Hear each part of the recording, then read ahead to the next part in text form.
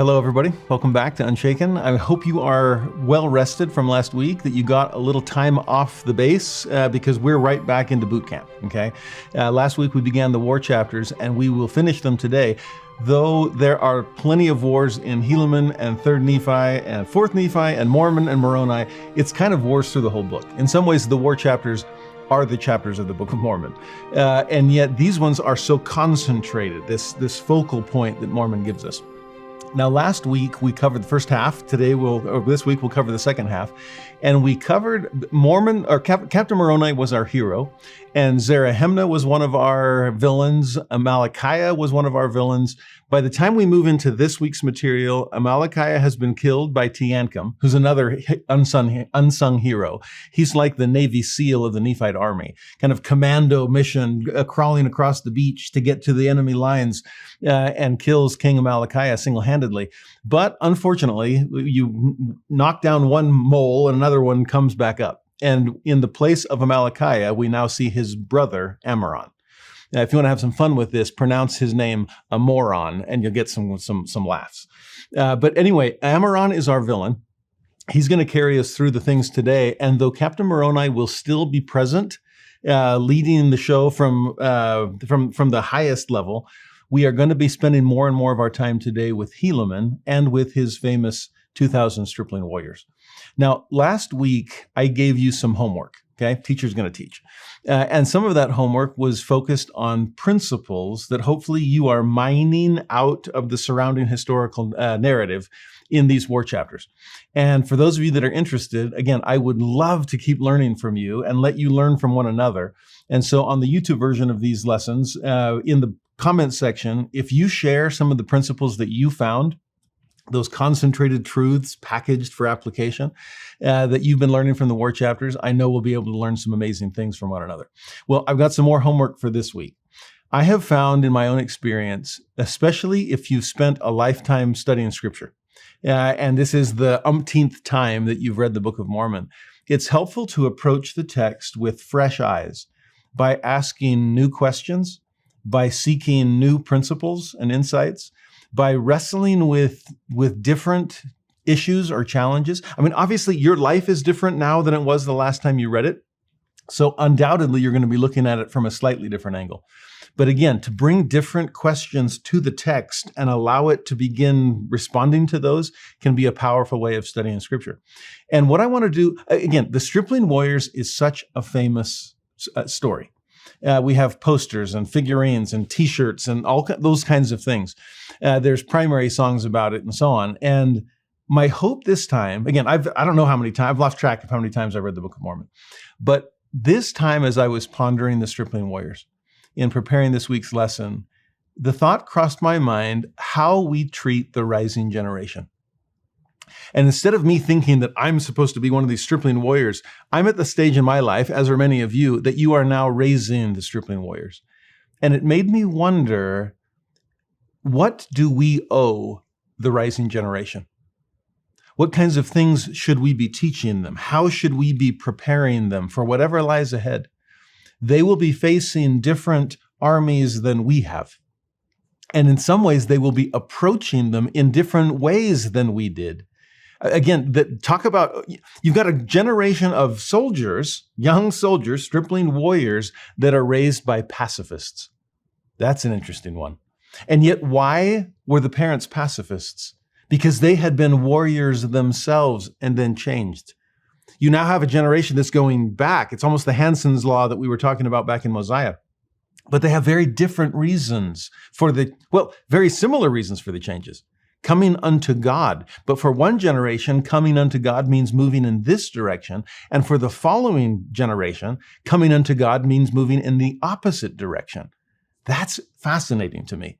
There's a historical component of proving contraries, where if one generation has taken their virtue and taken it a bit too far to the point that it becomes a vice, then the next generation tends not only to correct, but to overcorrect it, leading the following generation to do the same thing back in reverse. It's an interesting thing. Now, I'm not saying that the parents' pacifism was taken to an unhealthy extreme. Helaman's going to have some words about that. But I want to make the point that this rising generation is going to do things differently. but no less valiantly, no less courageously and committedly. There are different covenants, or even similar covenants, but different ways to approach those covenants while still keeping them either way. There's room within the Goldilocks zone that we've talked about to move laterally in either direction without crossing the lines to be outside of that zone.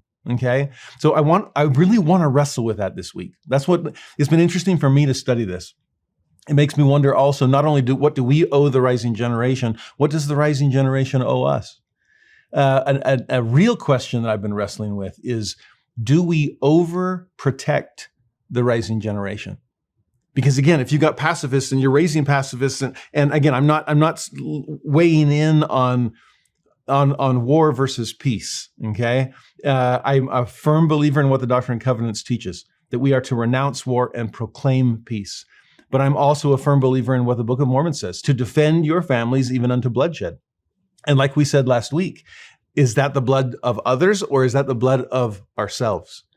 And that radical pacifism where it's your own blood being shed, there's the anti-Nephi Lehis, there's Martin Luther King, there's Mohandas Gandhi. There are incredible examples of that. That's Jesus Christ on the cross, right? And at the same time, there's the Captain Moroni's, that if all men had been and would be like unto him, the very powers of hell would be shaken forever. Okay, that is a personal matter, and only you and the Holy Ghost can help move you in whichever direction you need to move. But I wonder, in this, again, to apply these things, to look for principles on these pages, was there a certain sense of protectiveness on the parents' part? Or in our case, are we so worried about the dangers of spiritual warfare that in our zeal to protect our children from them, we never prepare them to fight the battles that are unavoidable? I guess in some ways the question is, are we under-preparing or over-protecting, or worst case scenario, are we guilty of both? Because if we're over-protecting them while under-preparing them, then when the day comes where we cannot protect them from whatever is out there, they will be woefully under-prepared to be able to face and conquer it. Again, in your own wrestling, I'm gonna have to be brief. We got 11 chapters today, okay? 53 to 63. And because of that, with so much to cover, there will be so much we have to skip.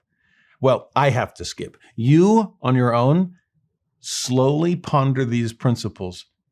Go verse by verse, especially through the material that covers the stripling warriors, and wrestle with those questions of overprotection and under preparation.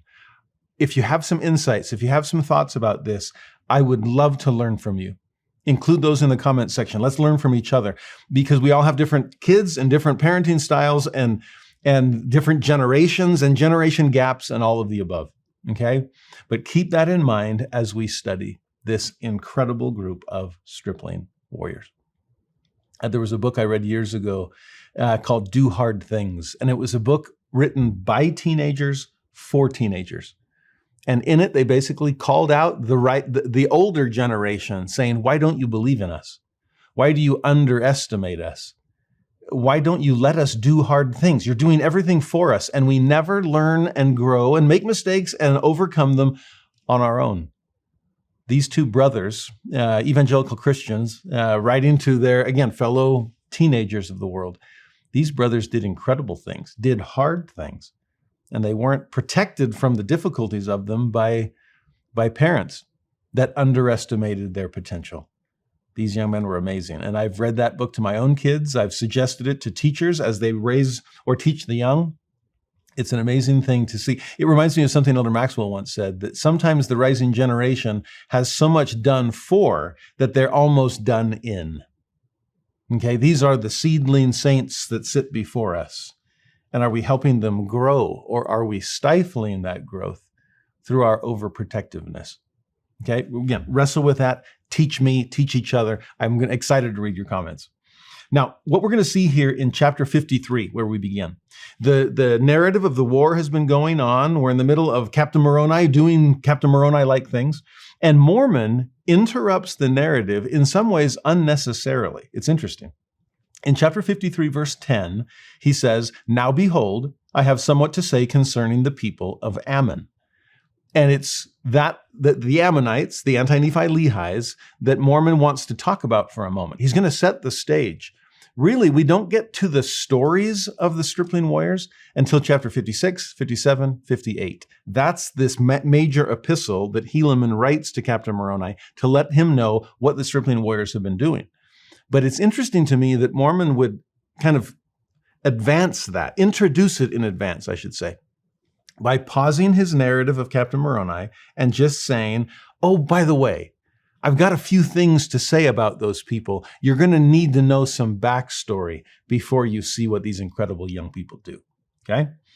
Now, the main thing to keep in mind in this introduction to the anti-Nephi Lehis, the people of Ammon, their sons, the stripling warriors, is the importance of covenant. Mormon makes it crystal clear in chapter 53, verse 11. He's giving them the backstory, or giving us the backstory, and he says, because of their oath, they had been kept from taking up arms against their brethren. For they had taken an oath that they never would shed blood more. And according to their oath, they would have perished. Yea, they would have suffered themselves to have fallen into the hands of their brethren, had it not been for the pity and the exceeding love which Ammon and his brethren had had for them. Now, this is review for us as we read the book of, Alma chapter 24, right? Alma 24, the anti-Nephi Lehis bury their weapons of war deep. They've already buried the weapons of their rebellion, right? And now they're at a point that they are willing to die rather than kill. I'd rather lose my life than take someone else's. I've done that before. I've been on the giving end of that kind of violence, and never again. I am so afraid to sin. I'm so afraid to go back as the dog to its vomit, as the sow to its wallowing in the mire. I cannot risk any further association with those former sins. And so, according to Mormon, what's the word? Oath, oath, oath. Think about that covenant language. And at the center of this story is a group of people who are so committed not only to making their covenants, but to keeping them at all costs. That is going to be the central issue around which this story revolves, okay? I also want you to keep in mind that last line, that they would have died. They were willing to. They didn't fear death. Well, they feared spiritual death. And as a result, they didn't fear physical death at all. But because of the exceeding pity, the exceeding love that their missionaries had for them, we cannot bear to see this happen. So come home with us. We'll protect you.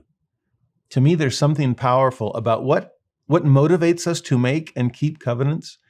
It's exceeding love. It's love for God. It's love for neighbor. It's love for them in helping them keep their covenants. It's love for God that helps us keep our own. We've got our vertical covenants. We've got our horizontal covenants. Remember those baptismal covenants? Stand as a witness of God at all times. There's vertical. Bear one another's burdens. Mourn with those that mourn. There's the horizontal covenants. It's exceeding love that helps us keep our covenants and helps us help others keep their covenants as well.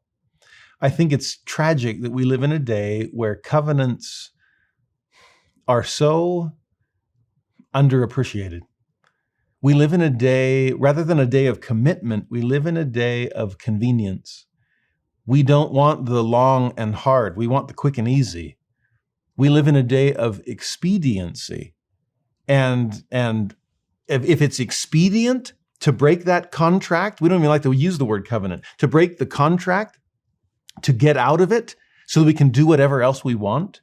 We live in a day of no-fault divorce where it is so easy to sever those kinds of relationships. We live, as a sports fan myself, I'm fascinated to watch contracts being settled. And what's interesting to me is a team will make a contract with a player or a coach for a certain amount of time and a certain amount of money. And yet hardly ever are those contracts honored if things aren't going as well as they wanted. And though they can't, what's interesting to me is that they'll buy out the contract. And there are teams out there, for example, that are paying multiple coaches, the one that they've hired and all the ones that they've fired before the contract said they could. Well, we'll just buy them out. In other words, people are willing to pay any price to break their covenants, whereas the people we're seeing today will pay any price to keep them. Okay, you with me on this? If so, then look at chapter 53. Look at verse 13. Okay, what I love about this is the love of the sons of Mosiah for the anti-Nephi Lehi's is reciprocated. We have exceeding love for you. We're going to help you keep your covenant. Well, the love of the anti-Nephi Lehi's toward the Nephites is leading them to wonder about keeping their covenants. Interesting reversal. Look at this verse, 53:13. When they, the anti-Nephi Lehi's, saw the danger and the many afflictions and tribulations which the Nephites bore for them, they were moved with compassion and were desirous to take up arms in the defense of their country. I love that it's their country, by the way. It's our place too. You have fully accepted us in. Thank you for that. And thus we have fully embraced this, our new country. As a result, though, we want to make the same kinds of sacrifices in the cause of country. All those causes we talked about last week. By the way, you'll see more mention of different causes this week too. And yes, they're all faith and family and freedom. Well, these anti-Nephi Lehi's are seen as part of this country we want to accept and embrace its cause. But as a result of that, what does that mean for our covenant? We're now being pulled in two different directions. Faith is pulling us in one direction. Freedom seems to be pulling us in the other. What are we going to do here? And to me, it's fascinating that it's their compassion that's making this difficult. Now, I want to be vague enough in this that you can apply this to whatever situation you may feel. But what we're seeing on the page here is a group of people, of covenant Christians, fully committed to their covenants, and yet situations on the ground are such that they start wondering, is keeping my covenant making me a bad person?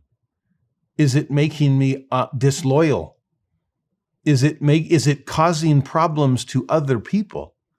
We're supposed to bear one another's burdens. We've forced all of these military burdens on them, and we're not bearing our part. Now, that's not entirely true. They were supplying, right from the very beginning, it was offering their supplies to support the army. So they are doing everything they can. But what's interesting in this moment is compassion. That's the word here. Compassion is making them question their covenant. That they love us to the point of defending us, fighting for us. But we love them equally as much. And so maybe in the name of compassion, we should break our covenant. We should compromise with that covenant. We should lessen our loyalty to the law that we have embraced so that we can support someone else. There is the law-love contrary is one of the trickiest. Of how the love of God, vertical, and the love of neighbor, horizontal, that's incredibly difficult as well. And anytime the one seems to get in the way of the other, and just wanting to love other people, just having compassion for those to the point that I almost want to disassemble my cross, take the horizontal cross beam of loving neighbor off the vertical beam or the vertical post of loving God, and just saying, if I love God the way that he's asking me to love him, namely, if ye love me, keep my commandments, keep my covenants, follow the covenant path. If this is I'm alienating people if I stay on that path. I may be hurting their feelings. I just want to live and let live, and you do you, and just honor agency to the extreme. We've talked about this before. It's the Samuel principle, honoring agency, but also standing up for truth. It's a difficult balance, but that's the paradox in which God is asking us to live. It's too easy to be all vertical and no horizontal, but it's equally easy. In fact, in this age, it's easier to be all horizontal and no vertical. This is the challenge the Lord is asking us to grapple with. And again, as we balance love and law toward each other, within ourselves, toward the rising generation, whatever it might be, these are issues we've got to wrestle with.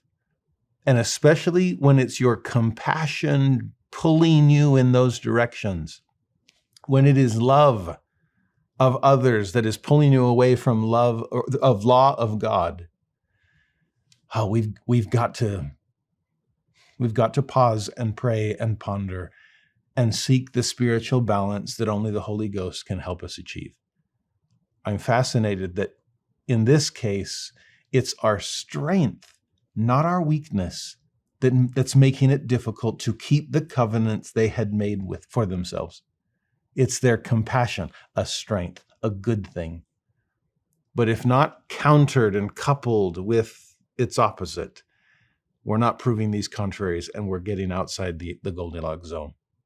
I pray this is making sense. This is something I'm wrestling with as we speak, okay? Once you have that in mind, though, notice verse 14.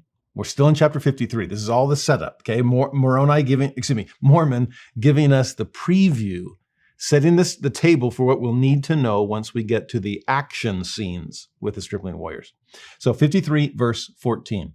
Behold, as they were about to take their weapons of war, they were overpowered. Now that's a physical term, right? That's almost military language, overpowering these people, but not by sword, rather by word. They were overpowered by the persuasions of Helaman and his brethren, for they were about to break the oath which they had made. I love this thought of overpowering persuasion. That by meekness and gentleness and love unfeigned, I am trying to persuade other people to keep their covenants.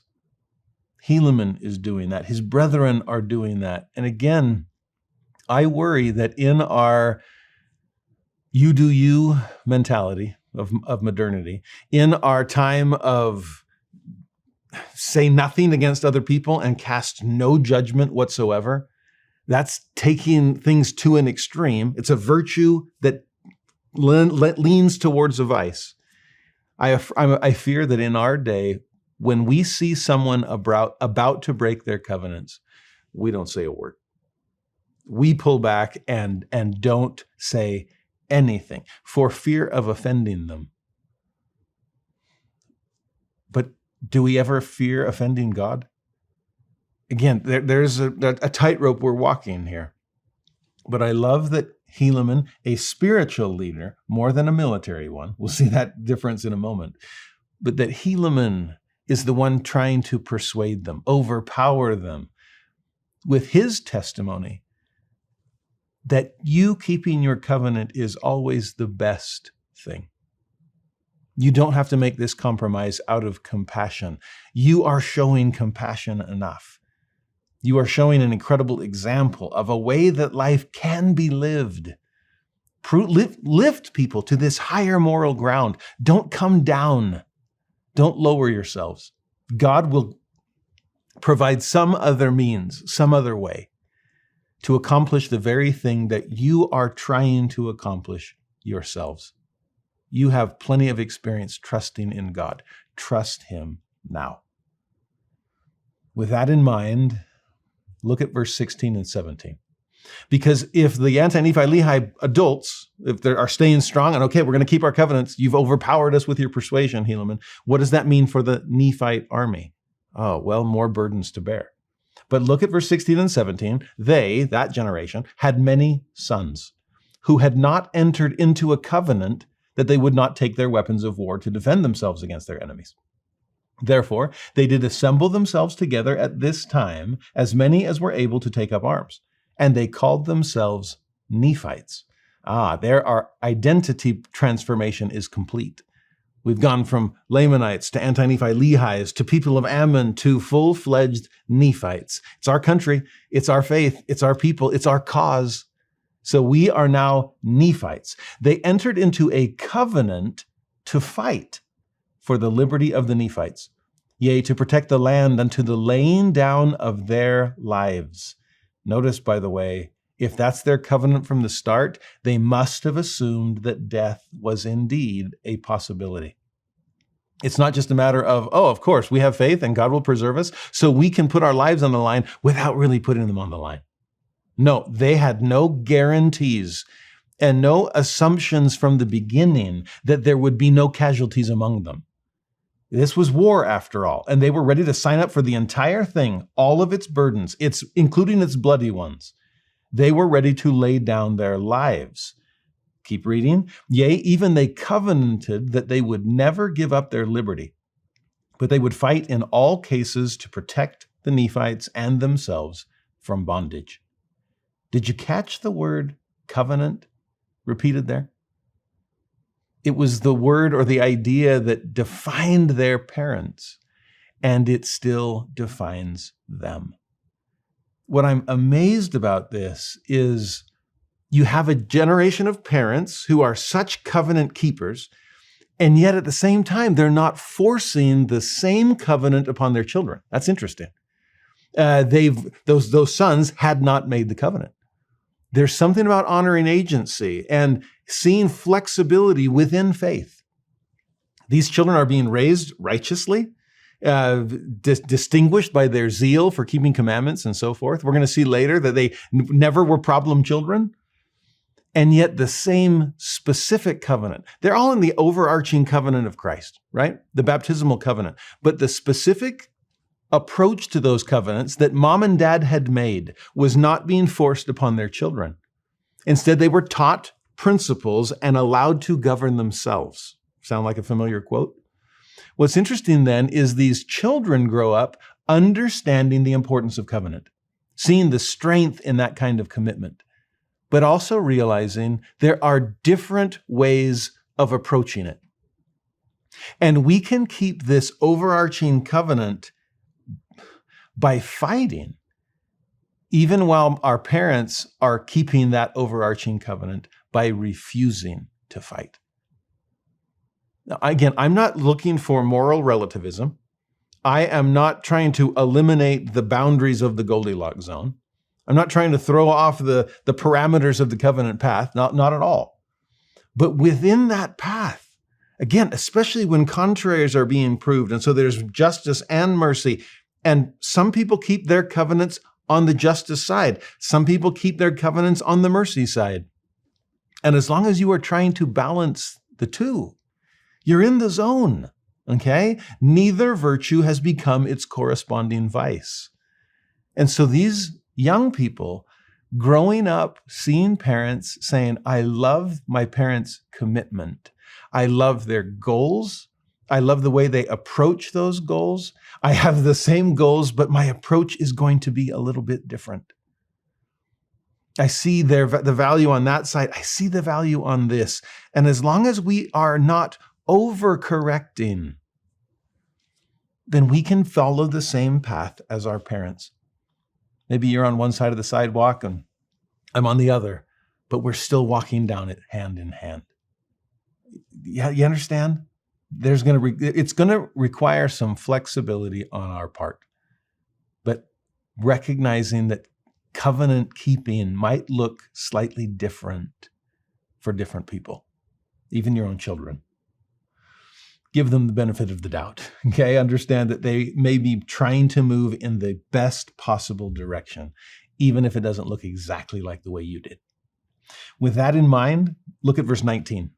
I love this description of them. Now behold, as they never had hitherto been a disadvantage to the Nephites. Love that phrase. They'd never been on the negative. They became now, at this period of time, also a great support. Again, never negative, but they'd been neutral, I guess you could say. Now they're rushing to the positive side. Great support.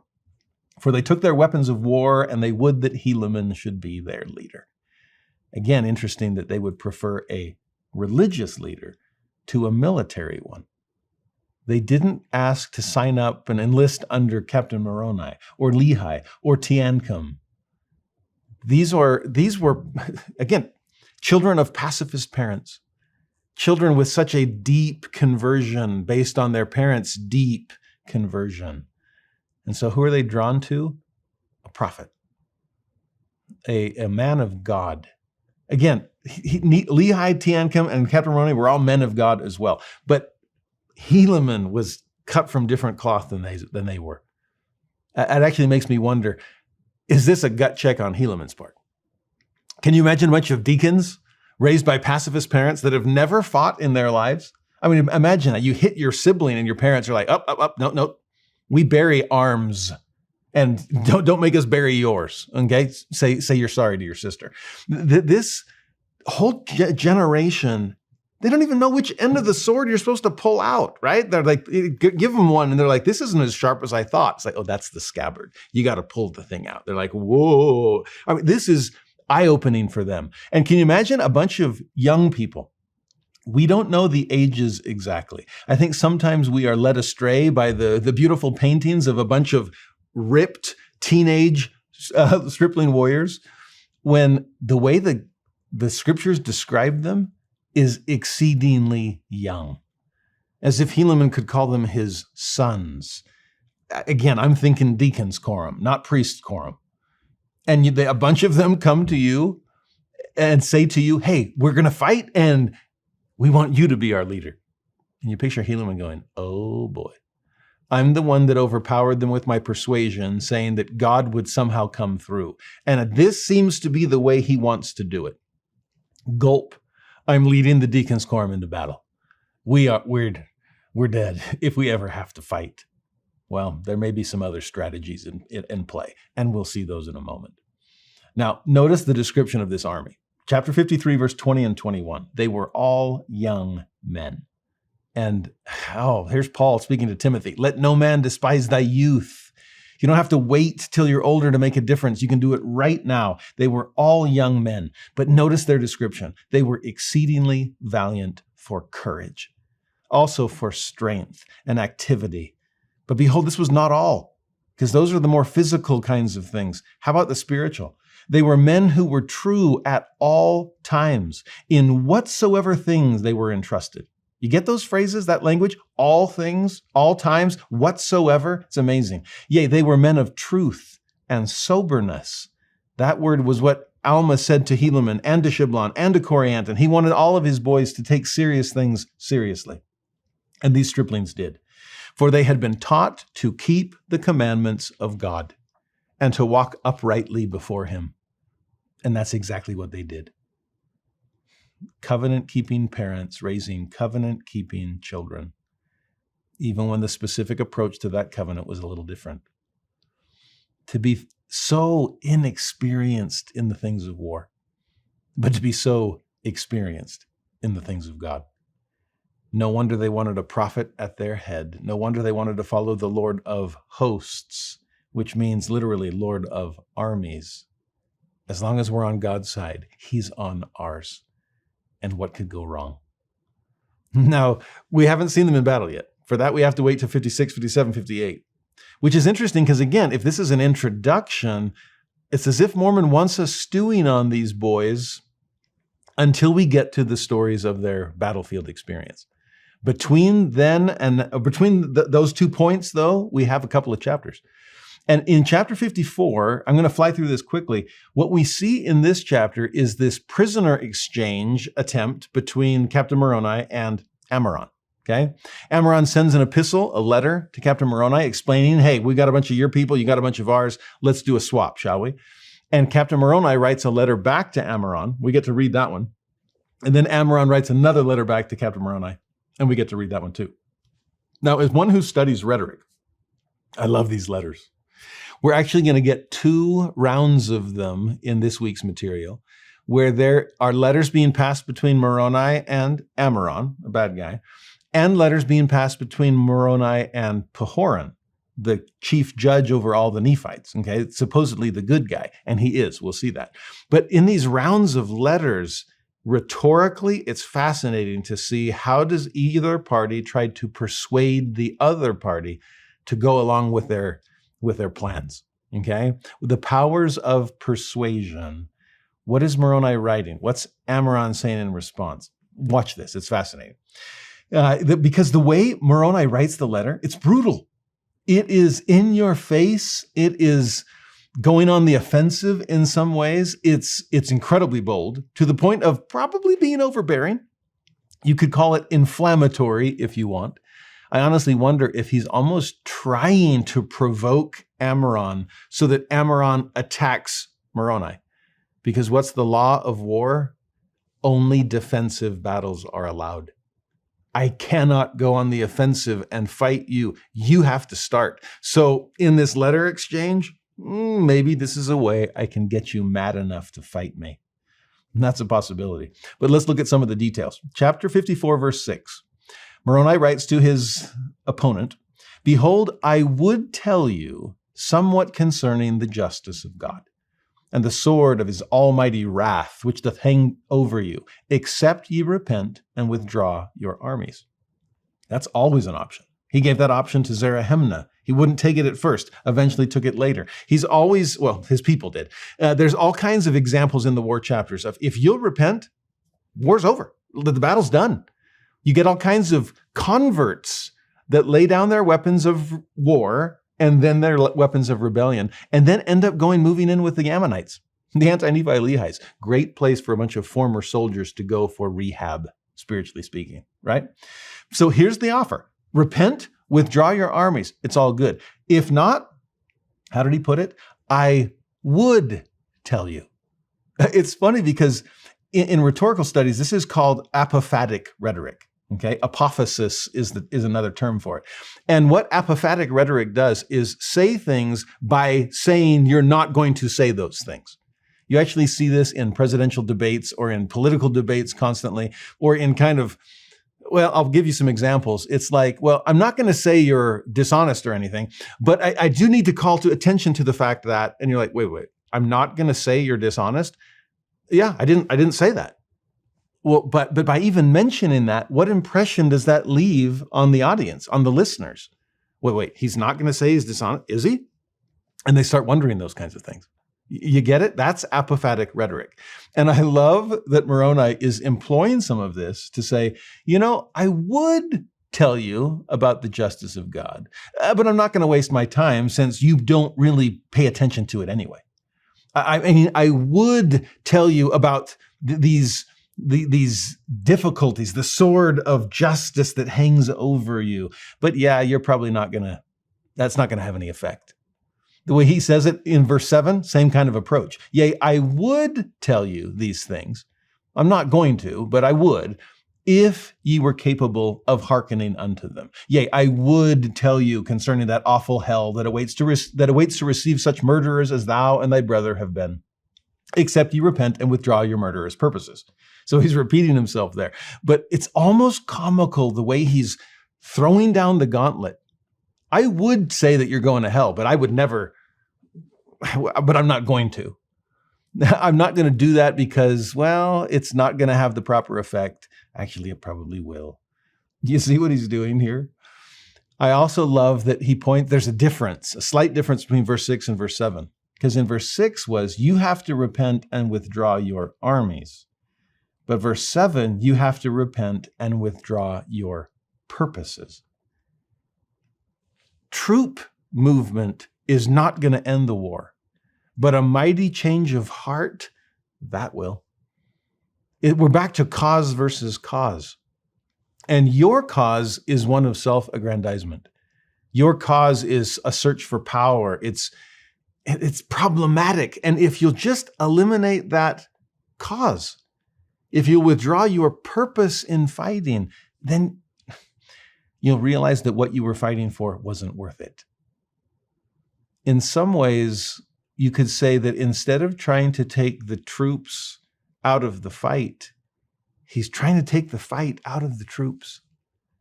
It's one thing to withdraw armies, but to withdraw the purposes for which you are amassing them, totally different story. Or verse 10 and 11, he says, but as the Lord liveth, there's oath language for you. Our armies shall come upon you, except ye withdraw, and ye shall soon be visited with death. For we will retain our cities and our lands. Yea, we will maintain our religion and the cause of our God. Can you still see the title of liberty flapping in the wind? But behold, it supposeth me that I talk to you concerning these things in vain. Or it supposeth me that thou art a child of hell. Therefore I will close my epistle by telling you that I will not exchange prisoners, save it be on conditions, and then he explains those conditions. Now, wow, talk about a rhetorical slap in the face. I'm not going to tell you these things because it doesn't really matter. I mean, it's all in vain that I even approach you along these lines because you're not going to listen. You're a child of hell. Yikes. Great way to win friends and influence people, Moroni. Now, again, is this stratagem on his part? Is this some rhetoric in hopes of inciting an offensive attack from the Lamanites so that he can have a defensive response to it? Or another possibility, did Captain Moroni have some challenges the way Shiblon did of being bold to the point of being overbearing? Did he need to bridle some of his passions? Perhaps. We've seen incredible examples of him bridling them in the heat of battle itself to kind of pull back a swung sword mid-swing. It's amazing what he's able to do for him and his troops. But this does seem to be a moment where he's getting close to that line and he's angry. He admits it. Well, anger typically brings out anger in others. And that's the case with Ammoron. He writes a letter back that's just as mad. Verse 17, he says, "Behold, your fathers did wrong their brethren, insomuch that they did rob them of their right to the government when it rightly belonged unto them." Now that's the same old story we've been hearing from Lamanites from the beginning. This sense that they had the authority usurped from them so that Nephi became the king. And yet remember, when there began to be conflict, Nephi didn't put down the Lamanites. He left them. It was flight instead of fight. You want to be in charge? Fine, but be in charge of your own people. I will not go under your authority because you don't have the power of God. You don't have the authority of God. Okay? It's separate, and you do you, and we'll do us. The Nephites aren't attacking. They aren't trying to force the Lamanites under the Nephite power, but the Lamanites are doing that in reverse. Actually, take that back. The Lamanites aren't. Ammoron is. Amalickiah is. Former Nephites are. We want to control our own people. We wanted to be king over them. If I can rile up the Lamanites, especially with talk of rights and wrongs and robbery, they have a cause. I don't, but I can couple their cause to mine, and I can get what I want by promising them that they can get what they want. That was the story of the kingmen. That's what all these Amalekite and Zoramite leaders are doing to the Lamanites. Talk about using people for their own unrighteous goals. Here, this former Nephite is doing exactly that, and then he goes on. 21 through 24 is a fascinating passage. Ammoron says, "As concerning that God," that one that you were going to tell us about, but you didn't really tell us about it, but you did tell us about it. Okay. "That God whom ye say we have rejected, behold, we know not such a being, neither do ye." Oh, there is Korihor's epistemology rising from the grave. No man can know of things to come. I don't know a God. You don't know a God. No one can know of such a God. So that's Ammoron's approach. But then he says, "But if it so be that there is such a being," let's just suppose for a moment, well, I'll play your game. "Well, we know not, but that he hath made us as well as you." And there is a nod toward Nehor's universalism. Remember, Nehor said, hey, as long as we're all created by the same God, we'll all be redeemed by the same God. So go do whatever you want. And it's all fine. You don't have to pay a piper. Well, talk about misplaced compassion that they're assigning to God. Well, in this case, we're the same as you. If there's a God, he created us, created you. I guess he's no respecter of persons, doesn't play favorites. So, hey, he might as well be on our side too. Interesting. And then he says, "And if," there's all these ifs, these suppositions, "if it so be that there is a devil and a hell, Well, behold, will he not send you there to dwell with my brother, whom ye have murdered, whom ye have hinted that he hath gone to such a place? And then this wave of a hand, but behold, these things matter not. That's fascinating. The idea of a god or the absence of a god mattered to Nehor, mattered to Korihor. It just keeps getting worse, and it gets to the point with Ammoron that it doesn't even matter. Why are we wasting our time talking about these things? These fairy tales that you Nephites seem to accept. Who cares? I've got a friend who has coined the word, or he didn't coin it, but he's popularizing it, the word apatheism.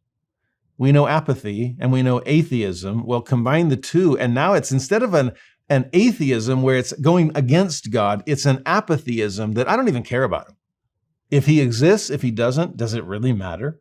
And for Ammoron, it didn't. And so again, with a dismissive wave of the hand, he avoids all of the theological, the spiritual aspect of this battle, which was a huge part of the Nephite cause. Okay, the enemy is trying to knock out the pillars that undergird the cause. Okay, so yeah, it doesn't even matter. What are you wasting your time? Why are we wasting ink on fairy tales that don't matter at all? He then says this, same verses, but after the wave of the hand, he says this, I am Ammoron. That's why it's more fun to pronounce it. I am a moron. But anyway, I am Ammoron and a descendant of Zoram, whom your fathers pressed and brought out of Jerusalem. Think about that. That's how Ammoron connects himself to the Lamanite complaint. I'm just like you guys. I was dragged out of Jerusalem against my will. At least my ancestors were. I was pressed into service to these Nephite usurpers, which was not the case. Go back and reread 1 Nephi. Okay, Zoram was grateful for the chance. He made a covenant with Nephi when Nephi made a covenant with him. Zoram was a true friend to Nephi, as Lehi clarified and confirmed. But Ammoron, using this side of his identity, kind of tweaking the past, rewriting history to put himself on the Lamanite side. So I am a descendant of Zoram. But then next step, behold, now I am a bold Lamanite. His identity transformation is complete as well. And then he concludes, behold, this war hath been waged to avenge their wrongs and to maintain and to obtain their rights to the government. And I close my epistle to Moroni. Interesting. There he is trying to stand on some just cause himself, even though he's been manipulating those causes from the beginning. Well, his response to Moroni brings another, even angrier response from Moroni. He's so frustrated by all this. Can you blame him? And so what does he do? Look at chapter 55, next chapter, verse 1. When Moroni had received this epistle, he was more angry because he knew that Ammoron had a perfect knowledge of his fraud. Yea, he knew that Ammoron knew that it was not a just cause that had caused him to wage a war against the people of Nephi. He said, behold, I will not exchange prisoners with Ammoron, save he will withdraw his purpose, as I've stated in my epistle. For I will not grant unto him that he shall have any more power than what he hath got. Now, I refuse to negotiate with terrorists, as we would say in our day. I refuse to legitimize your cause by making some kind of exchange with you. No. In some ways, Ammoron agreed to Moroni's initial offer. Withdraw the army, exchange the prisoners, and he's like, okay, fine. But that's when Moroni realizes, no, it's not enough to take, like I said, not enough to take the troops out of the fight. We've got to take the fight out of the troops. And until you withdraw your purpose, I'm not going to dignify your epistle by agreeing to its terms. You want to fight? Then let's fight. Let's end the conflict, as he had said to Zarahemnah a few chapters before. Well, it's right there. Well, that chapter goes on, I should say. And Moroni, it's amazing the way, read 54, it's great. Because eventually he gets back all of his POWs without having to release the POWs of his own. He gets back the men, women, and children that the Lamanites had taken captive, okay? Some amazing military might on the Nephite side. A better cause, we could say. And it's with that we jump back to chapter 56 and 57 and 58, where we get to spend time with that incredible group of stripling warriors Mormon introduced us to a few chapters ago. Now, I'll be brief here, but notice at the beginning of this, 56 verse 8, we're going to get a firsthand version of what Mormon introduced us to a few chapters ago. We get to hear Helaman give his firsthand account of the conversation he had where he overpowered them by persuasion to keep their covenants. Okay? 56 verse 8, Helaman writes to Moroni and says, I would not suffer them that they should break this covenant. Now, in Mormon's version, he had first called it an oath. Helaman, the more spiritual or more ecclesiastical than Moroni was, uses covenant language from the start. And I'm not going to let them break their covenant. Supposing that God would strengthen us, insomuch that we should not suffer more because of the fulfilling the oath which they had taken. Now, I love Helaman's approach. We're not going to suffer more because we're keeping God's covenants. We're going to suffer less. He's put it this way, if we keep our covenants, then God is on our side. He joins our team. How could that make it a losing effort? Think about it. This is like tithing, but how am I going to be able to pay my bills when I have less money? You're not going to suffer more because you keep your covenants. Because 90% plus God is higher than 100% without him.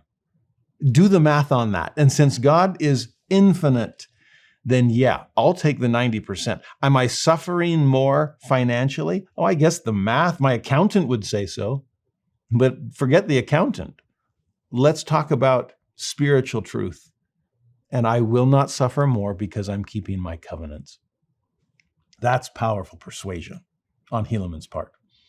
He then describes the army of older soldiers that was going to have to bear the brunt of the war. Okay, he walks us through kind of the origin story of the stripling warriors, but then he gets back to the battle, and there's this leader Antipas and his army that have to do all the fighting since the anti-Nephi Lehis, the adult generation, just won't, right? But then notice this, 56 verse 16 and 17, they were depressed. This army of soldiers were depressed in body as well as in spirit. Think about that. We talk about depression constantly in our day, kind of a clinical diagnosis here. In this case, a bunch of soldiers are depressed. Is this PTSD? Is this just war weariness? But depressed in body, in spirit. They had fought valiantly by day and toiled by night to maintain their cities, and thus they had suffered great afflictions of every kind. By the way, this sounds a lot like parenting. Can I get an amen? You parents, are you ever depressed in body and spirit? Are you ever worn out and tired because of how valiantly you've fought the good fight by day? Those long hours of toiling by night, suffering great afflictions in hopes of raising the next generation in righteousness? Well, at this moment of depression on their part, notice what Helaman writes. Now they were determined to conquer in this place or die. Therefore you may well suppose that this little force which I brought with me, yea, those sons of mine, gave them great hopes and much joy. It is so joyful, so hopeful when parents see their children stepping up to help bear the burdens. We were just at a family reunion, and my sister joked as we were packing everything up to leave. She's like, it's so nice to have older teenagers now that can actually help with the hard burdens. And I laughed, like, yeah, it is kind of nice to think about this young generation. I'll put it this way. In my study of, in grad school, I did a study of revivalism. And it was interesting that when churches were on the decline versus revival periods where they were on the increase, so often it revolved around the rising generation. And the younger generation was almost a barometer for the spiritual strength of the community and the church as a whole. And when young people are struggling, The older people are wringing their hands with worry. They are depressed, both body and spirit. I know many of you feel that because of your constant concern over children who are wandering.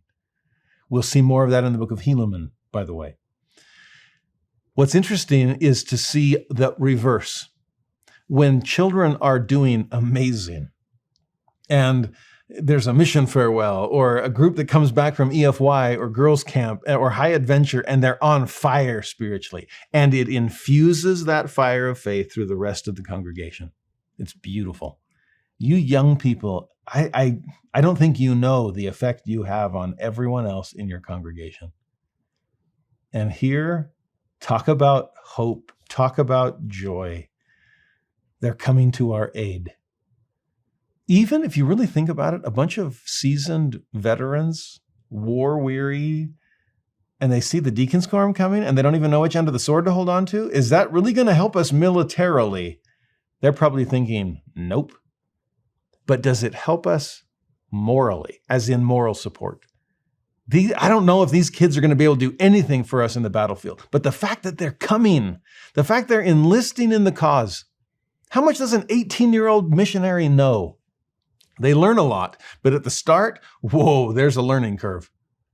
But to see their zeal, to see their desire, their choice to keep covenant, man, that inspires me. It motivates me to get past this weariness and to keep toiling and to keep fighting, because this is a generation that deserves my best. It's beautiful.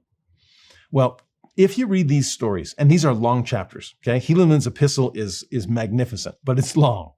And in it, he describes 3 different rounds of warfare for these stripling warriors. 56 is one of them, 57 is another, 58 is the third. And each chapter has its own kind of military history unfolding. But what you see is, at least in the beginning, the tactical plan of how to use these new quote-unquote troops was just as bait. Now that sounds bad, but it's bait that we're never going to allow to get caught, okay? I mean, these kids, they're kids. They can't fight. So let's not make them. But let's send them out. I mean, they kind of look like an army from the distance anyway. And if they go out and coax out a Lamanite army from one of their strongholds, and then one thing young people can do with their young legs is run. So just get out there, get the army to start chasing you. I'd trust the deacon over the war-wearied soldiers in the back any day. And so just pick up and run. That's all we're asking you to do. Good enough. And it works several times, coaxing out armies. The older Nephite army then can come in from behind, take over the city. The stripling warriors can circle back and come back home safe and sound. Not a problem at all. But what you see in chapter 56 is this interesting moment where it's on one of those bait and switch kinds of runs.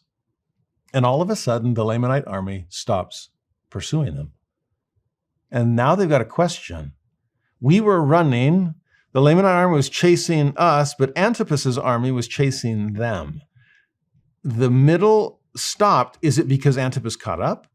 Are they trying to trick us into slowing down so that they can then catch up?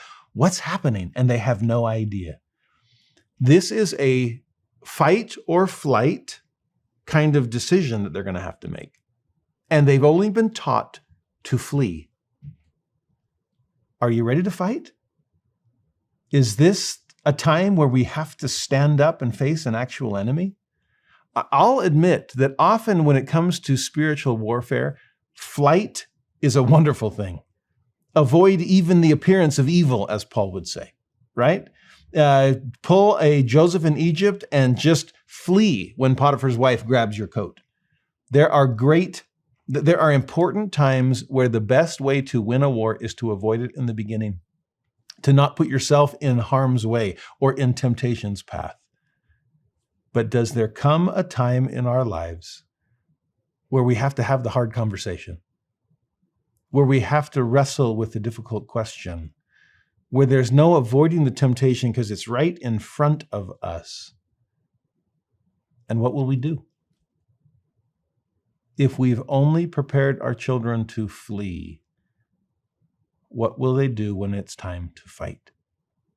And what's amazing in this moment is Helaman turns it back to them.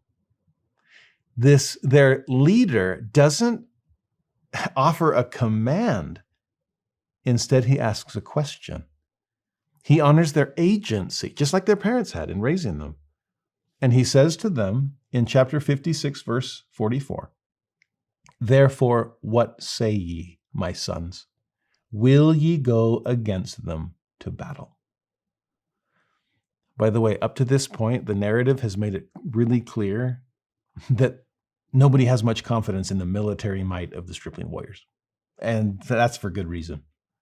They trusted their endurance and their speed.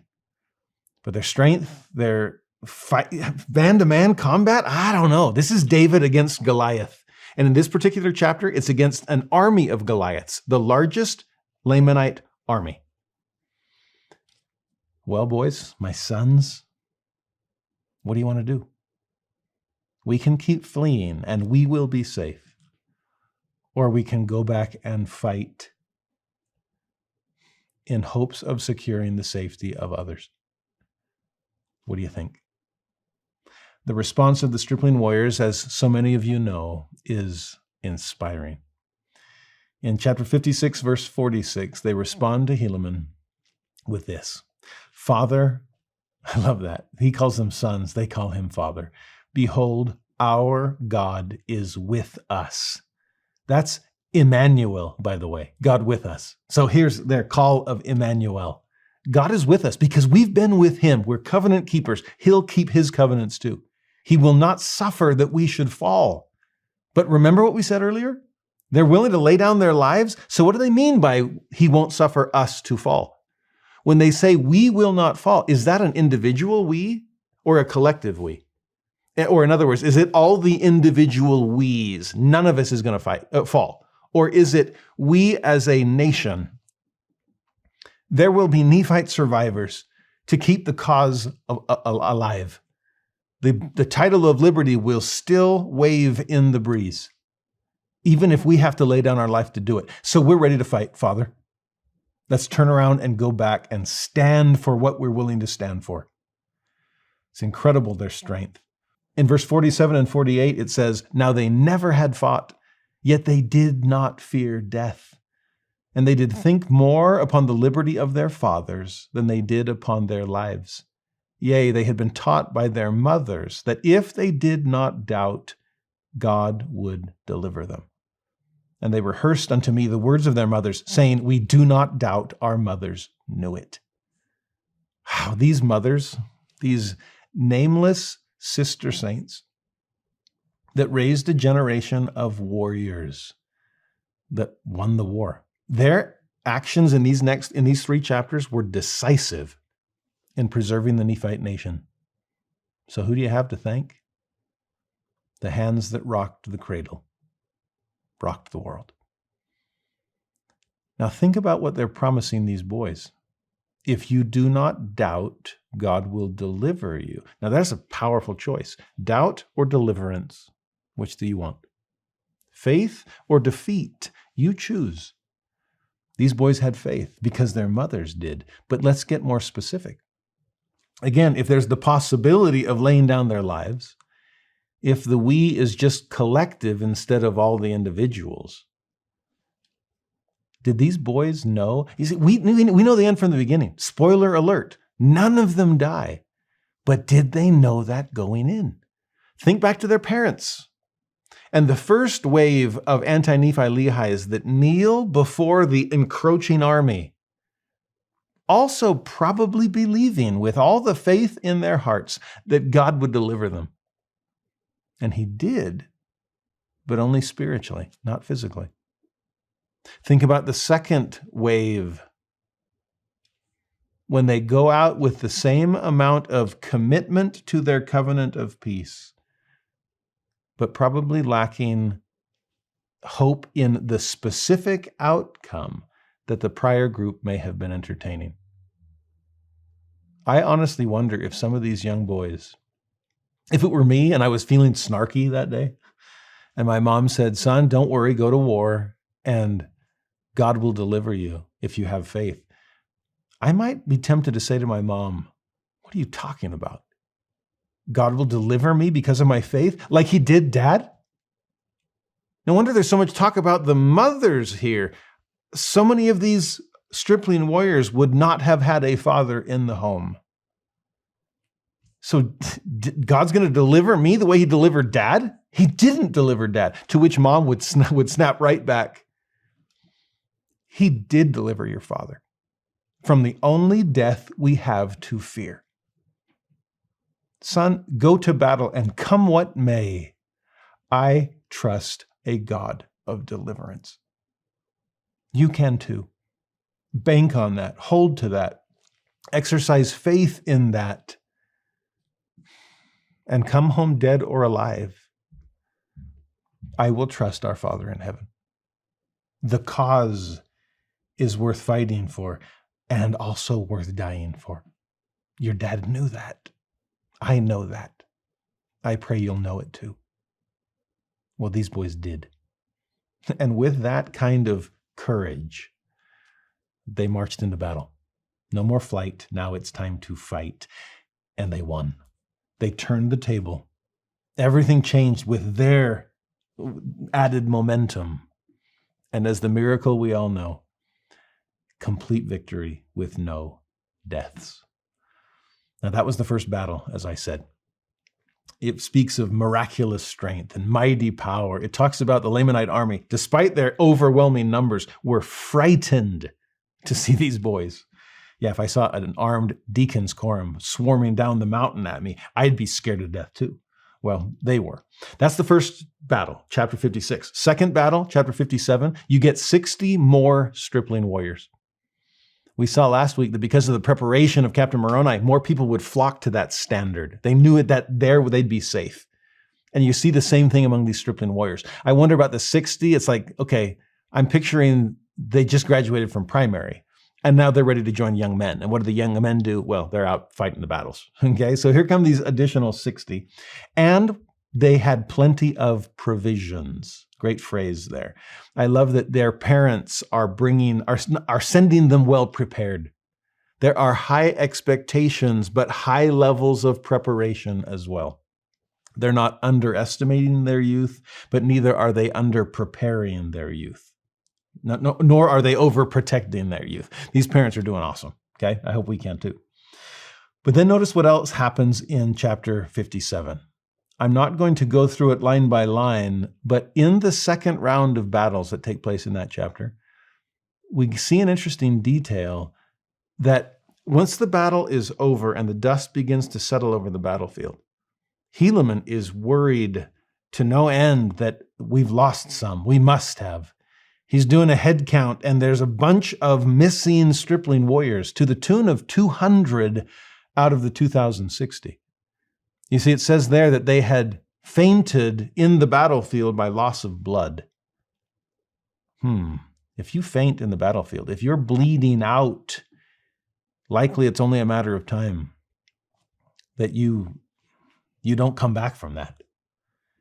And what's interesting to me in chapter 57 is the people who still had strength, hadn't fainted yet, went out in the battlefield searching for people that were still alive, to see a heaving chest, to hear a moan or a cry for help, and then to go dress those wounds, stop the bleeding, drag them back to safety where they could get the help that they needed. And yet this detail that Helaman gives us, that every single one of those stripling warriors were wounded. All 2,060. Now, think about this. I've actually tricked my students on this sometimes, because the technical definition of a casualty is either dead or wounded. We usually only associate it with the dead. But if you're wounded in war, then that's a casualty too. Okay, and I've often asked, how many casualties among the stripling warriors? And they always say, oh, none. Like, not if we're being specific. You're right that there were no deaths. The death rate was 0%. But what was the casualty rate? 100%. And the death rate would have been 10% if those 200 out there had been left to bleed out and die in the battlefield. But they weren't. They were rescued. By whom? By the walking wounded. Now think about that. We don't have to be flawless and scarless to go make a difference in the world, because none of us are. All we've got are the walking wounded. That describes me as well as everyone else. And yet with our wounds, limp out to the battlefield, drag yourself to church, do whatever is necessary. Bind up your wounds so that you can go bind up the wounds of other people that are even worse off than you.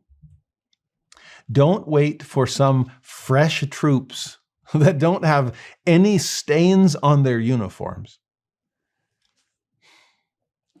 Despite our sins, despite our sorrows, despite our sufferings, despite our defeats, we don't have to die. No one does. And so instead of judging one another for the depths of their wounds, can we encourage each other to bind up one another's wounds and help us all come home? That is the baptismal covenant. And mom and dad were trying to keep it in one way, and sons are trying to keep it in another. But they all lived. That's my hope. That's my belief. It's my testimony. No permanent bad news. No permanent damage. Wounds being dressed by the walking wounded so they can be brought back to the healer of our souls, who will take care of everything else. Beautiful in chapter 57. In 57 also, let me just give you one verse, okay? Verse 27. Now this was the faith of these of whom I have spoken. They are young, and their minds are firm, and they do put their trust in God continually. Minds are firm. Does that ring any bells? That's the language of Jacob, back in Jacob chapter 3. He uses it twice. Minds are firm, and firmness of mind, you got to hold it together. Like Alma in his deathbed repentance, you have to have something for your mind to catch hold of. And to picture these wonderful stripling warriors holding firm to the faith of their parents that's been passed down to them. Oh, faith of our fathers, mighty faith, we will be true to thee till death. And that's exactly how these young men went to war. Powerful. The third battle then takes place in the third of these three chapters, chapter 58. And in this one, what's interesting, I won't get into the details of what's going on, but what's fascinating is we saw in the second war all kinds of provisions being sent to the stripling warriors. But by the time the third one rolled around, I guess there hasn't been another graduating class from primary. And you'd hope that Central Command back in Zarahemla would really add more troop support and manpower, but none of that's been coming.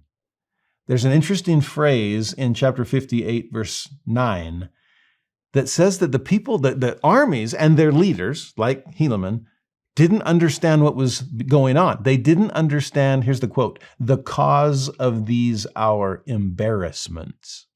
And that word has always struck me. How little the support they're receiving from home was considered an embarrassment to the troops out there. Picture a missionary out in the field who gets no support from home. And not only is that lamentable, but according to Helaman, that's downright embarrassing. To send people out underprepared or overprotected or both. To have high expectations and low education, which leads to all kinds of frustration in between. To be given marching orders that seem unfulfillable because you haven't taught me how to do this. That's embarrassing. Again, that word almost haunts me. And to think about even myself, it's one thing, am I preparing my children well? It's another thing, am I preparing myself well? Because my lack of spiritual strength in the face of so many means and sources and helps that the Lord has placed all around me, that's a bit embarrassing too. I'll admit that. We'll see later the phrase that people were not making use of the means that God had provided. And when you take those two phrases and put them together, I'm really struck by this idea of if I don't make use of the means all around me, it's like take my spiritual temperature, check my spiritual strength. And I mean, I could live at the gym, but if I never lift any weights, that's kind of embarrassing. I could be at an incredible university and I'm not studying. That's kind of embarrassing too. What a waste of tuition. I could be surrounded by meaningful podcasts and church videos and conference talks. And I mean, your phone will give you access to the mysteries of the universe. Spiritual strength is only a click away. And if we are not making use of the means, do I feel a little, I'm not trying to shame anyone, but if I look myself in the mirror, do I catch a glimmer of embarrassment? I'm not pushing for toxic perfectionism. I'm not cracking the whip and making you run faster than you have strength. Far be it. But I am asking us to make use of the means and to be really honest with ourselves. Am I living up to my potential? Am I taking advantage of the incredible sources of strength that lie all around me? Well, through no fault of the stripling warriors, they were not being provided with all they needed at that moment. And yet there's still a fight to fight. There's a war to wage. What are we going to do? That's where I love verses 11 and 12. It's one of my favorite passages in all the war chapters. The Lord did visit us with assurances that he would deliver us. Yeah, you're not getting anything from church headquarters, but you're getting something from heavenly headquarters. The Lord of hosts is visiting his troops with assurances. That's central command. There's troop support for you. And notice what comes as a result. Because they were visited with assurances, keep reading, insomuch that he did speak peace to our souls, and did grant unto us great faith, and did cause us that we should hope for our deliverance in him, and we did take courage with our small force, which we had received, and were fixed with a determination to conquer our enemies. And then how's this for a repeat of the title of liberty? And to maintain our lands and our possessions and our wives and our children and the cause of our liberty. And that was enough for them. The gifts of God's assurance is peace and faith and hope and courage and determination. And if you are lacking in any of those things, then plead that God will visit you. Visit you with the peace that passeth all understanding. Visit you with the confirmation of what you believe to be true. To visit you with assurance and reassurance, whether vertically from the gift of the Holy Ghost, horizontally from fellow saints around you that have sensed those assurances themselves. All will be well. We can keep going. And they did. At this point, they go back to the flight strategy. They run, but they run and they are not weary. They walk and they are not faint. And God does indeed deliver them. Again, there are many, many wounds, but still no deaths. With that, we need to wrap up. But can I give you some hints to study? In this last scene that I wanted to point out, we spent most of our time with the stripling warriors. We saw a rhetorical exchange between Moroni and Amaron. What we have left in 59, 60, 61 is this rhetorical interchange between Captain Moroni and Chief Judge Pahoran. You see, Moroni has read Helaman's epistle. And he's like, what? They're dying out there? Helaman calls it embarrassing. I call it treason. He is lamenting, I'm enraged. And I'm going to take, let me get my hands on the people that are supposed to be supporting the armies, because it is so hard to keep the battle going. It's so hard to maintain what we've got and to regain what we've lost. We know there's people out there that can come rushing. I've set up the title of liberty in every city. I've fortified them all. Why aren't they coming to fortify us? He's mad. And so he writes an epistle. And that's where you're getting, it kind of sets the stage in 59. Chapter 60 is Moroni's epistle to Pahoran. And 61 is Pahoran's epistle back to Moroni. Okay? Go slow through those ones. Read every phrase, but make sure you read the one at the beginning or you'll get it wrong and you'll misjudge Moroni. I think too often we use this in a positive way, but one that's not totally true to Captain Moroni. We kind of throw Moroni under the bus and say, yep, he was bold and definitely overbearing, and he got his wires crossed and mixed signals. He misunderstood the revelation he received, and he chews out Pahoran when he shouldn't have. Because Pahoran's a good guy. And by the time you read chapter 61, and then the aftermath when they get together in 62, Pahoran's awesome. He didn't deserve the scathing rebuke that Moroni gave him. And so we use chapter 61 as a lesson on forbearance, on turning the other cheek, on giving other people the benefit of the doubt, though they never did that to me. Those are actually really essential lessons to learn. And as you read chapter 61 and hopefully fall in love with Pahoran, I hope you'll gain all of those lessons yourself. But one phrase is necessary to redeem Captain Moroni's reputation. And that is found in chapter 60, verse 1, right at the start. He says, behold, I direct mine epistle to Pahoran. And if it ended there, then yes, every scathing word he sends is directed right at Pahoran. But keep reading. And also to all those who have been chosen by this people to govern and manage the affairs of this war. You get that now? This is not just a letter rebuking Pahoran. It's a letter directed kind of across the board. I have to send it to a specific person, so I'm going to the top. But it's going to trickle down to all of my intended audiences, which are the lesser judges. You remember who Amalickiah was tempting? The lesser judges. Oh, you can become a greater judge if you join my team. Remember what the king men were all after? These lesser leaders that wanted to rise in the ranks? They're the guilty parties. They're the ones withholding their support. They're the embarrassments in the Nephite nation. And in fact, it's not just that they're being neutral and withholding. They are actually rebelling against Pahoran. Get him out of here. We want to be in charge. And so now Pahoran is wondering, how do I deal with this? I don't have troops to send. I'm in charge of some loyalists, but all these traitors have taken over the capital city of Zarahemla. None of that was known to Moroni.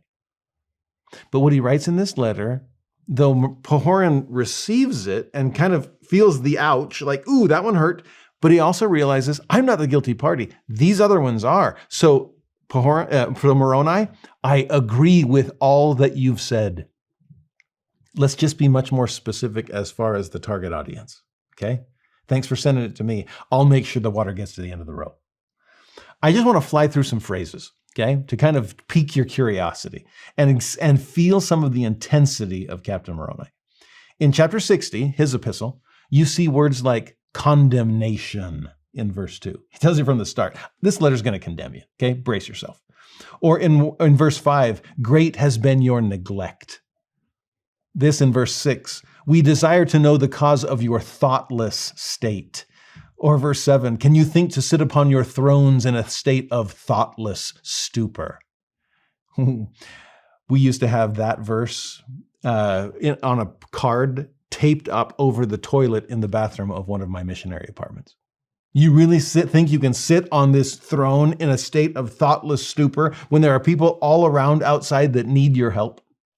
We went to the bathroom faster in that apartment than most other areas because we knew there were people out there. We got to teach them. But also notice what Moroni, the word choice. You sitting on your throne? Ooh, it's been generations since we've had a king. What is Pahoran sitting on? A judgment seat. Interesting word choice, Moroni. Kind of hitting him right there where it hurts. Do you think you're a king? Is that why you've neglected us? Is this about you and your power? Ooh, careful there. How about this phrase in verse 10? Ye ought to have stirred yourselves more diligently. Also in verse 10, the blood of thousands shall come upon your heads for vengeance. In verse 11, could ye suppose that ye could sit upon your thrones, there's that word again, and because of the exceeding goodness of God, ye could do nothing and he would deliver you? That's actually a fascinating theological question to wrestle with. This is faith without works being dead. This is, back to Jacob, all faith and no anxiety. It's almost like, do you have too much faith? To the point you don't think you have to put in any works? It's like, hey, we're on God's side and God's good. So, hey, we posted the title of liberty, and as long as that's waving in the breeze, we don't actually have to send troops out to fight. That's not the case. God expects us to join him in the fight. Or how about this phrase in verse 14, the slothfulness of our government. Or 15, the wickedness which first commenced at our head. In 18, he calls them traitors. He says, we know not but what ye, and notice that's a plural pronoun. It's the all y'all of the South, okay? That we don't, as far as we know, all y'all are traitors to the cause. Now, he was almost all right there. Pahoran was not, but those lesser judges were. How about this phrase in verse 19? Ye are surrounded by security. Is that the problem? That you're right there in the middle of the land and we're protecting you. We're all suffering on the outskirts. But as long as the capital city is a place of peace, then you think you can rest on your laurels. This is the problem in some ways of a religious majority in a place of security, lowering their defenses, becoming cultural Christians instead of covenant Christians, and not taking seriously what's happening out in the field. Because, hey, we're fine. Oh, careful with that. In verse 21 is that beautiful phrase, ye do not make use of the means which the Lord has provided for us. In 22, he accuses them of idleness. In 23, he says, the inward vessel shall be cleansed first. So 24, you better be up and doing. 25, show me this true spirit of freedom. 28, it's because of your iniquity we've suffered so much loss.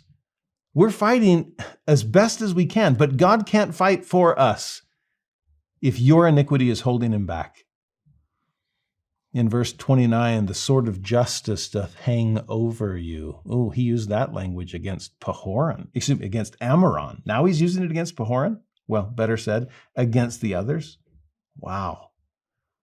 Then verse 32, your iniquity is for the cause of your love of glory and the vain things of the world. So 33, he invokes a revelation. He cites a revelation he'd received from God. Behold, the Lord saith unto me, if those whom ye have appointed your governors, there's plural, governors, if they do not repent of their sins and iniquities, ye shall go up to battle against them. Now it's there that, again, if we assume that this was focused primarily on Pahoran, we wonder, did Moroni get that revelation wrong? Were his wires crossed? Was he just pulling out the revelation card and saying, God telling me to do this, when that wasn't really the case? Or is this a true revelation, but you have to be very specific in what God is saying? Those governors, plural, many of them, but not all of them. So find the guilty parties and then, yes, take the battle to them. Now, again, when war is required to be defensive only, is this sounding like an offensive against the traitors? That's actually something I get a sense of from Pahoran's letter in response, because he says it. He says, Moroni, thank you so much for sharing your revelation with me. This is kind of the concept of scattered revelation that we've learned from President Ballard and others, that the person in charge does get some revelation, but everyone else in the council gets some too. And so what Pahoran realizes is, you know what? I've been wrestling with what to do. I don't know. When you read chapter 61, and I'll just kind of give you some highlights, but when you read chapter 61, Pahoran is so complimentary in the face of Moroni's condemnation because he knows it wasn't applied to him. I mean, he does say, in your epistle, you censured me. It doesn't matter. Don't worry about that at all. I totally agree with your what, even though you didn't fully understand all the who. Okay? I get that. I love Pahoran's response. I'm going to give you the benefit of every doubt. I'm not going to respond defensively nor offensively. I'm just going to respond charitably, which is the best possible approach, especially when you've been attacked unnecessarily or unjustly. Give them, honor their desires. Help them, if nothing else, help them see what they're doing is a good thing, but might be slightly misdirected. It's like if you had all the information I have, you wouldn't have said it that way. And so I trust that. I trust your character, your understanding. And I actually am grateful for the information you have that I didn't have. So thank you for sharing, even though you could have done it in kind of nicer ways. I actually have those experiences with some of you sometimes, where you'll send me an email or a comment that is giving some really helpful, constructive criticism, but it's kind of critical the way it's couched. And sometimes I'll read that and go, whew, that's really helpful. Could have been said a lot nicer than that, but that's okay. I'm really grateful that you have the same goals that I do.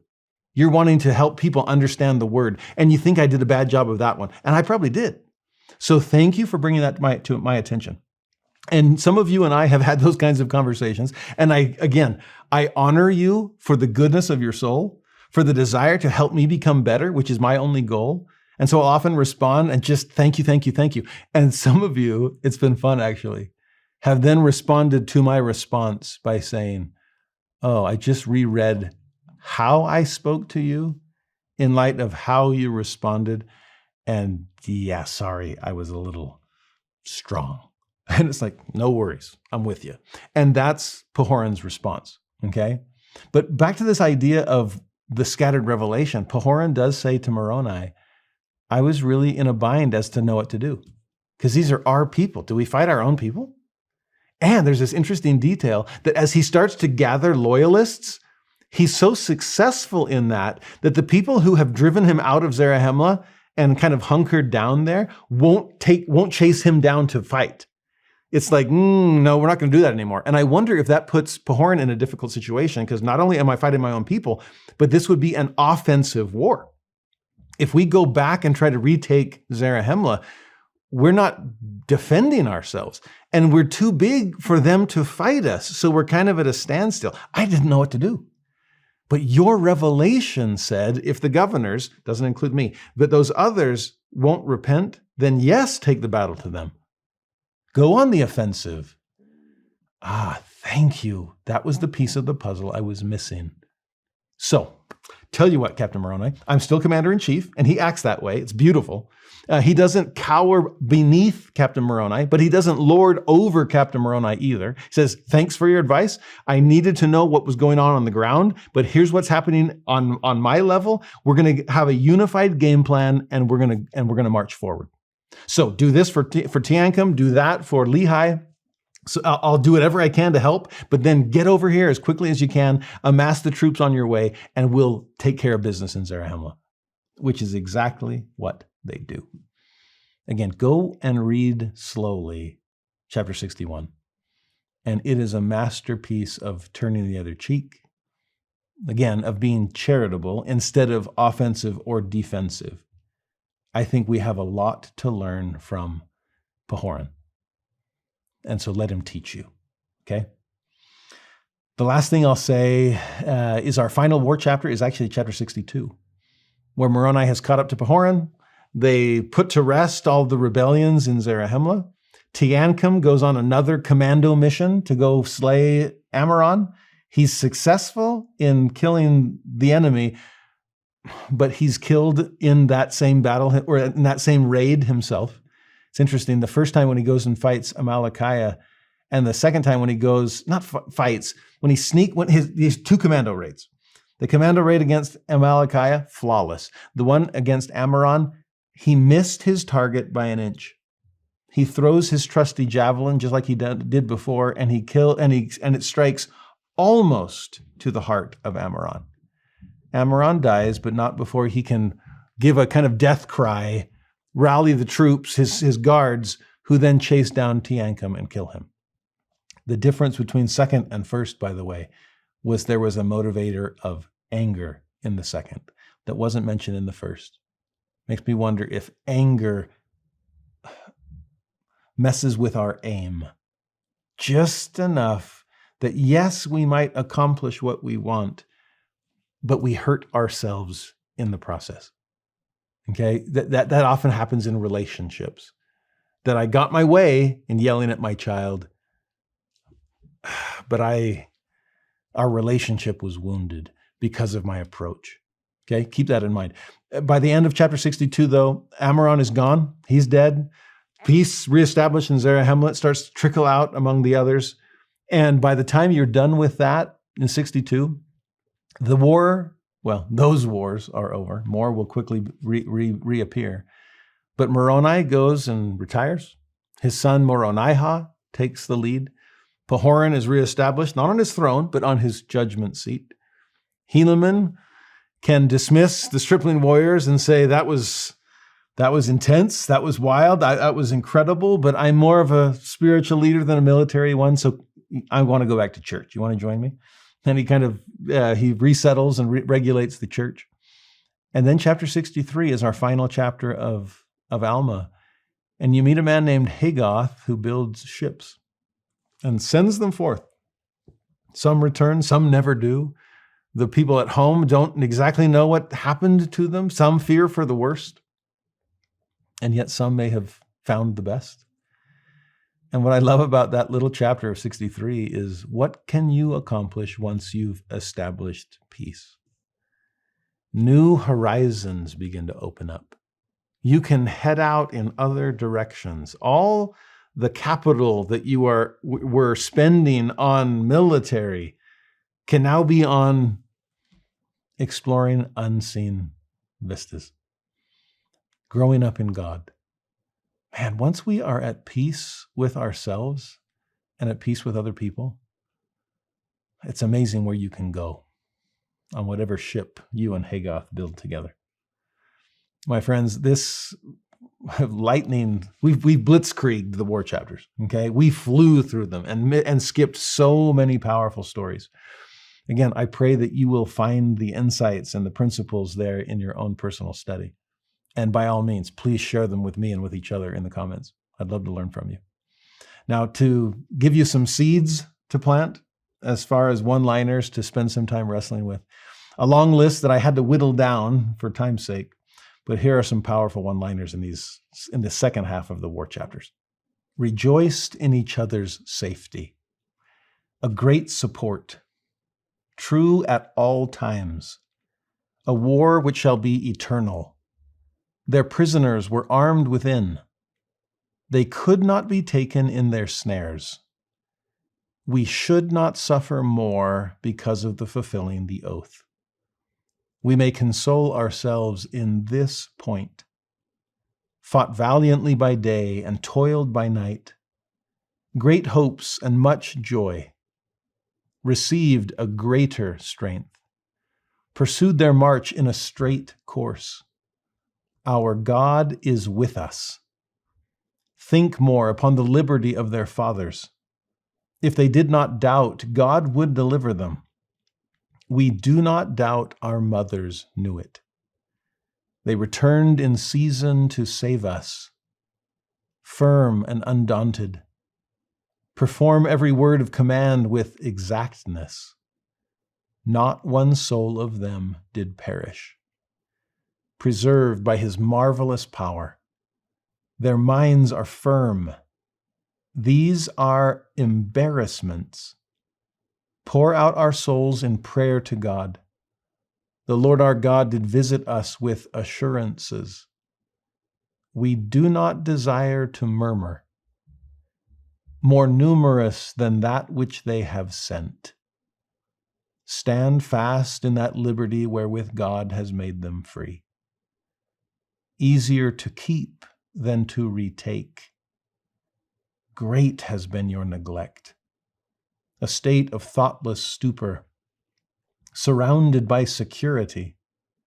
Make use of the means which the Lord has provided. The inward vessel shall be cleansed first. Begin to be up and doing. Seek not for honor of the world, but for the glory of my God. The Spirit of God, which is also the Spirit of freedom. True to the cause of freedom, a true friend to liberty. We've met a lot of true friends to liberty in the war chapters. I am grateful for the means that God has given us to be able to access this truth and share it with one another. Like I said last week, I'd happily crawl into the foxhole with any one of you. I'm grateful for stripling warriors, young and old. I'm grateful for a Lord of hosts that is trying to prepare an army of Israel, ready to conquer the enemy of all righteousness and bring in a millennial day of peace.